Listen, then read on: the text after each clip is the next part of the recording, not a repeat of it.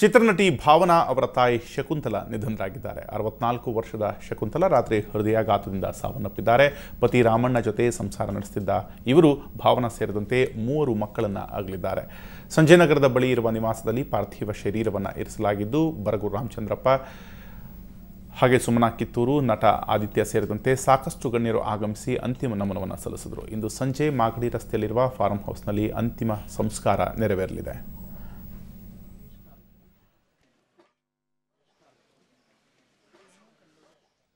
ನಮ್ಮ ತಾಯಿಯವರಿಗೆ 64 ವರ್ಷ ವಯಸ್ಸಾಗಿತ್ತು. ಶ್ರೀಮತಿ ಶಕುಂತಲಾ ಅಂತ ಅವ್ರ ಹೆಸರು. ಗಂಡನ ಹೆಸರು ರಾಮಣ್ಣನವರು. ತಂದೆ ಹೆಸರು ಗಿರಿಯಪ್ಪ, ತಾಯಿ ಹೆಸರು ರುಕ್ಮಿಣಮ್ಮ.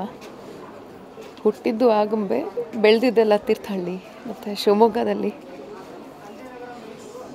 ಮದುವೆ ಆಗಿದ್ದು ಚಿತ್ರದುರ್ಗಕ್ಕೆ. ಇವತ್ತು ಅಂದರೆ ನಿನ್ನೆ ರಾತ್ರಿ 31ನೇ ತಾರೀಕು ನಮ್ಮನ್ನೆಲ್ಲ ಬಿಟ್ಟು ಅಗಲಿದ್ದಾರೆ.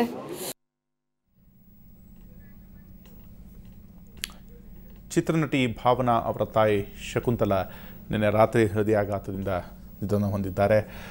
ಅವರು ಭಾವನಾ ಅವರನ್ನು ಸೇರಿದಂತೆ 3 ಮಕ್ಕಳನ್ನು ಅಗಲಿದ್ದಾರೆ. ಈಗಾಗಲೇ ಅವರ ಸಂಜಯನಗರದ ನಿವಾಸಕ್ಕೆ ಚಿತ್ರರಂಗದ ಸಾಕಷ್ಟು ಜನ ಗಣ್ಯರು ಭೇಟಿಯನ್ನು ನೀಡಿ ಸಂತಾಪವನ್ನು ಸೂಚಿಸಿದ್ದಾರೆ.